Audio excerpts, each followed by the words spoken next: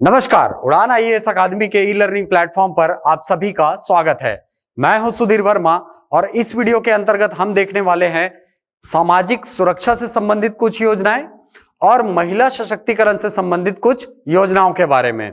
चलिए, तो इस वीडियो में हमारा पहला जो टॉपिक होगा वो होगा सामाजिक सुरक्षा, जिसके अंतर्गत हम बहुत सारी पेंशन योजनाओं को पढ़ेंगे जो कि वृद्धजनों को या समाज के अलग अलग लोगों को सामाजिक सुरक्षा हेतु प्रदान की जाती है। चलिए, तो आज की वीडियो में हमारी पहली योजना है इंदिरा गांधी राष्ट्रीय वृद्धावस्था पेंशन योजना। देखिए, ये जो योजना है ये काफी पुरानी योजना है और ये प्रारंभ हुई थी 1 अक्टूबर 1995 को।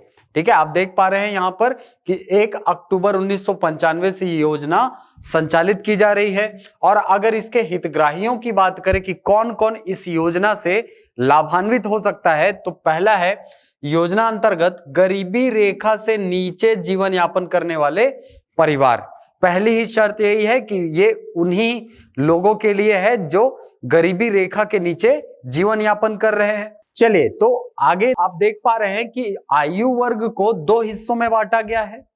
पहला जो वर्ग है वो है 60 से 79 वर्ष तक की आयु वर्ग के वृद्धजन, जबकि दूसरे में आते हैं 80 वर्ष या उससे अधिक आयु के वृद्धजन। अगर 60 वर्ष से 79 वर्ष को प्राप्त होने वाले सामाजिक सुरक्षा राशि की बात करें तो कितनी है? 350 रुपए प्रति महीने। जबकि अगर 80 वर्ष या उससे अधिक उम्र के जो वृद्धजन हैं उनको प्राप्त होने वाली सुरक्षा राशि की बात करें तो मिलता है उनको 650 रुपए प्रति माह। ठीक है, जिसमें से 150 रुपए का अंश जो है, ठीक है, वो किसके द्वारा प्रदान किया जाता है? राज्य सरकार के द्वारा। यानी कि इस 350 में से 200 रुपए का भुगतान केंद्र सरकार करती है, जबकि 150 रुपए का भुगतान राज्य सरकार के द्वारा किया जाता है। वैसे ही इस 650 रुपए में 500 रुपए का भुगतान केंद्र सरकार के द्वारा किया जाता है, जबकि 150 रुपए का भुगतान राज्य सरकार के द्वारा किया जाता है। ठीक, तो ये थी योजना हमारी इंदिरा गांधी राष्ट्रीय वृद्धावस्था पेंशन योजना, जिसमें वृद्धजनों को 350 रुपए और 650 रुपए, ठीक है, आयु वर्ग के हिसाब से पेंशन के रूप में प्रदान किया जाता है। चलिए, तो इस वीडियो में हमारी दूसरी योजना है मुख्यमंत्री पेंशन योजना। नाम से ही पता चल रहा है कि ये जो योजना है वो एक राज्य प्रवर्तित योजना है। ठीक है, और ये योजना प्रारंभ हुई है वर्ष 2018-19 से। ठीक है, वित्तीय वर्ष 2018-19 में मुख्यमंत्री पेंशन योजना प्रारंभ की गई है। बात करें इस योजना के उद्देश्य की, तो इस योजना का उद्देश्य सामाजिक, आर्थिक व जाति जनगणना की सर्वे सूची के आधार पर सूचीबद्ध वरिष्ठ नागरिकों एवं विधवा परित्यक्त महिलाओं को आर्थिक सहायता प्रदान कर सम्मान पूर्वक जीवन यापन करने हेतु सहयोग देना है।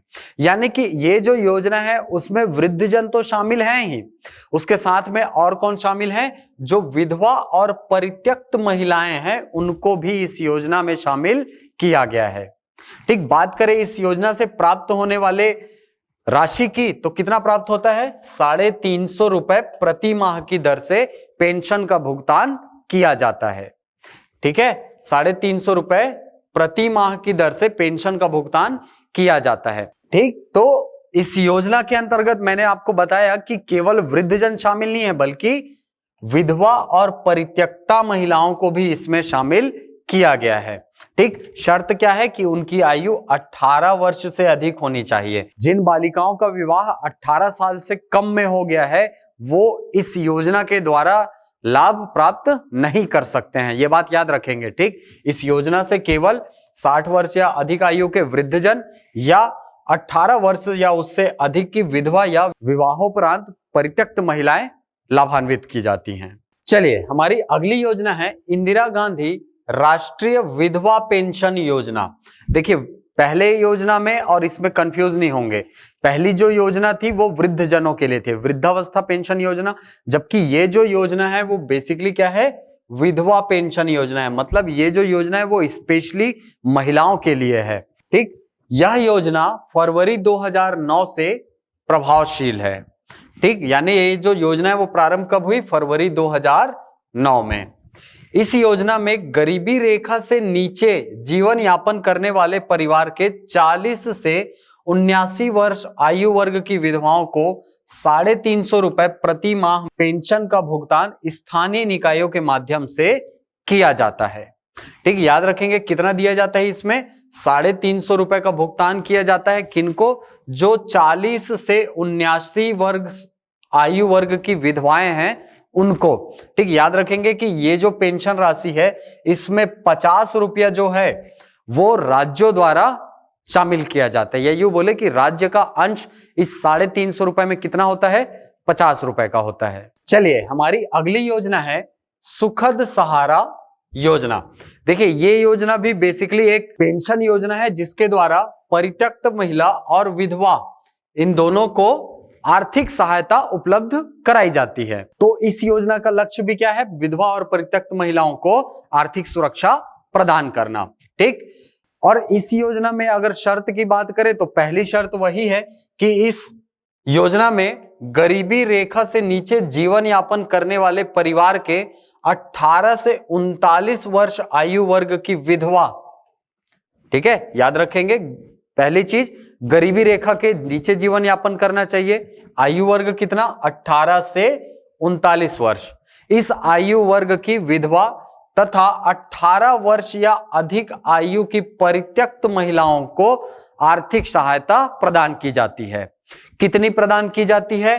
350 रुपए। 350 रुपए का भुगतान जो है वो प्रति माह राज्य सरकार के द्वारा किया जाता है। किस योजना के तहत? सुखद सहारा पेंशन योजना के अंतर्गत। चलिए, हमारी अगली योजना जो है वो है निःशक्त जनों से जुड़ी हुई। ठीक है, जो दिव्यांग लोग हैं उनके हित से जुड़े हुए, यह बोल सकते हैं उनको आर्थिक सहायता प्रदान करने के लिए ये जो योजना है वो प्रारंभ की गई है। ठीक, योजना का नाम क्या है?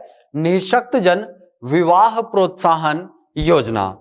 ठीक है, निःशक्त जन व्यक्तियों के सामाजिक पुनर्वास और उन्हें स्वावलंबी बनाने के उद्देश्य से आयु वर्ग को ध्यान रखें 18 से 45 वर्ष की निःशक्त महिला तथा 21 से 45 वर्ष के निःशक्त पुरुष जो आयकर दाता की श्रेणी में नहीं आते हैं।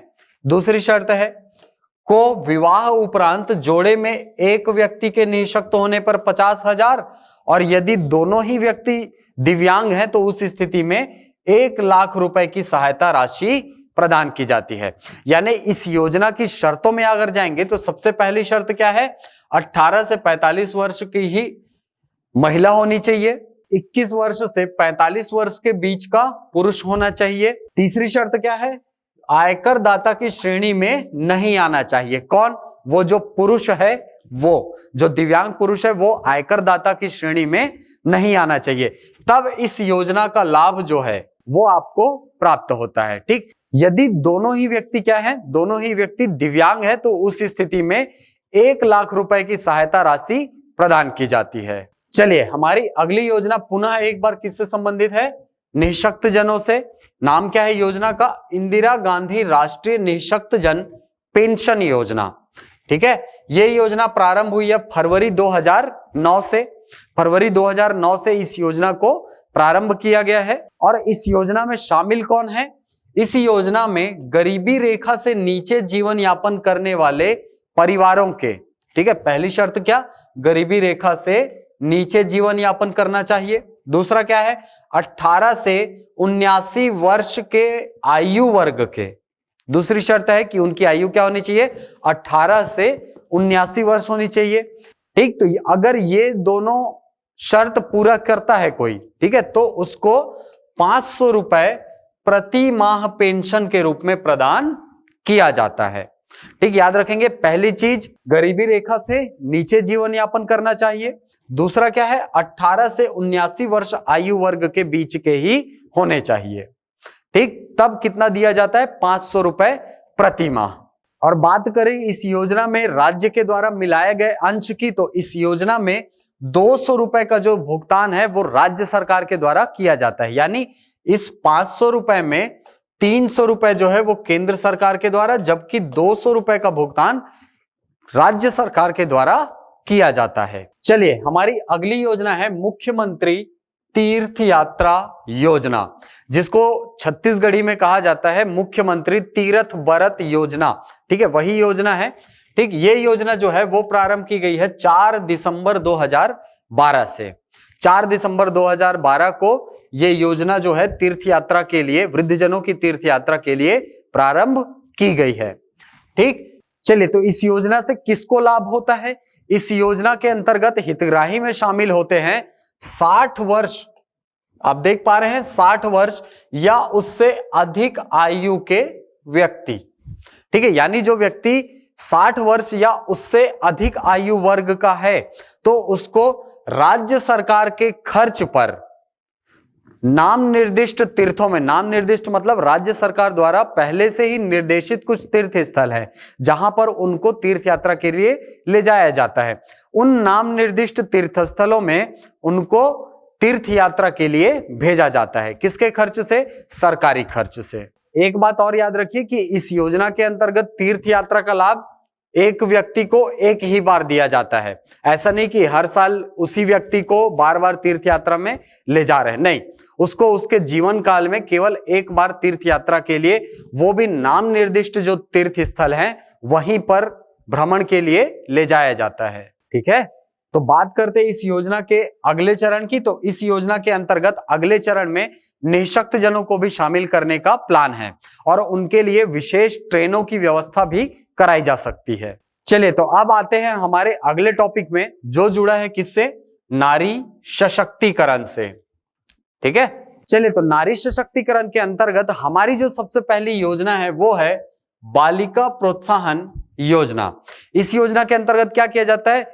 कोई बालिका जिसने 18 साल की आयु पूर्ण कर ली हो और इस योजना के अंतर्गत वो पंजीकृत हो तो उसको 18 साल की आयु पूर्ण करने पर 3000 रुपए की छात्रवृत्ति आगे की पढ़ाई के लिए प्रदान की जाती है। इसको याद रखिएगा, कितनी राशि प्रदान की जाती है?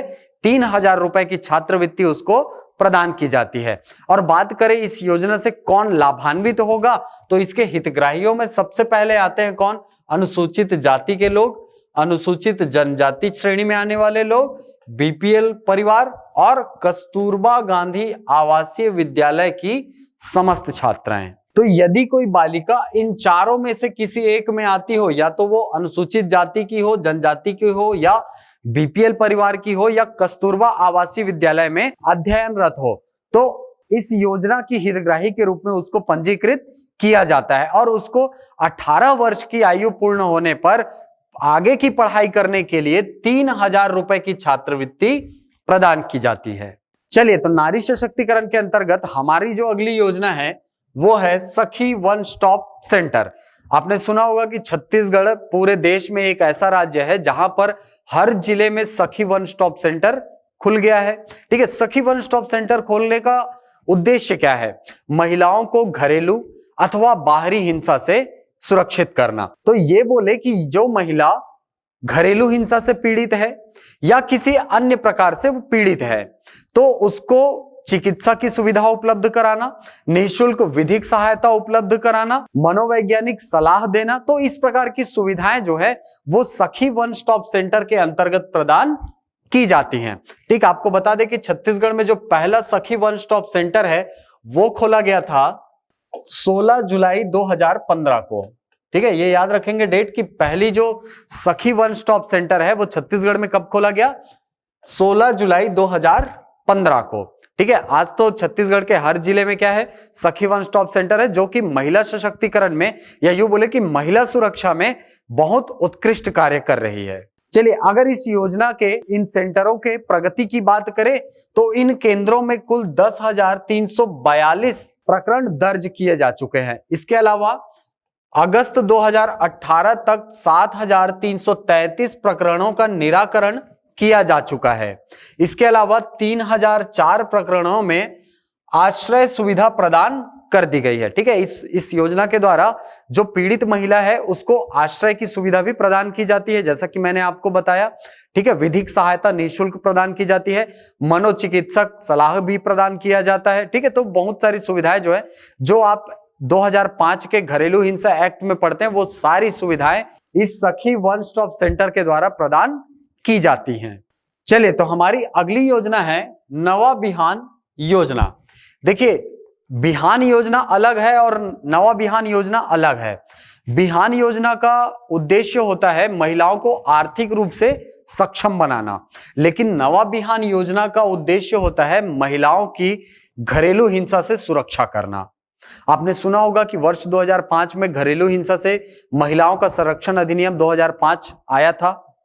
ठीक है, उसी के इंप्लीमेंटेशन के लिए छत्तीसगढ़ में यह योजना संचालित की जा रही है, जिसके अंतर्गत घरेलू हिंसा से महिलाओं को संरक्षण अधिनियम 2005 के प्रावधानों के अनुरूप घरेलू हिंसा से पीड़ित महिलाओं को आवश्यकता अनुसार परिवहन, चिकित्सा, आश्रय एवं पुनर्वास तथा परामर्श की सुविधा उपलब्ध कराई जाती है। ठीक, और अगर बात करें इस योजना के अंतर्गत, तो इस योजना के अंतर्गत स्वतंत्र संरक्षण अधिकारी एवं सेवा प्रदाता, तो आपने अगर उस एक्ट को पढ़ा होगा, कौन से एक्ट को, घरेलू हिंसा से महिलाओं का संरक्षण अधिनियम 2005, तो उसमें आपको मिलेगा कि उसके जो धारा 8 है उसमें स्वतंत्र संरक्षण अधिकारी के संबंध में प्रावधान किया गया है। वहीं उसी एक्ट के धारा 10 में सेवा प्रदाता के संबंध में प्रावधान किया गया है। ठीक, तो ये जो नवा बिहान योजना है बेसिकली वो जो घरेलू हिंसा से महिलाओं का संरक्षण अधिनियम 2005 है उसी को इंप्लीमेंट करने की दिशा में एक कदम है। ठीक है, यही बोलते हैं कि उसको अच्छे से इंप्लीमेंट करने के लिए ये योजना संचालित की जा रही है। तो ये था हमारी आज की वीडियो के अंतर्गत सामाजिक सुरक्षा और नारी सशक्तिकरण से संबंधित कुछ महत्वपूर्ण योजनाएं। आशा करता हूं ये वीडियो आपको समझ में आया होगा। मिलते हैं अगली कक्षा में कुछ नए टॉपिक्स के साथ, तब तक के लिए धन्यवाद।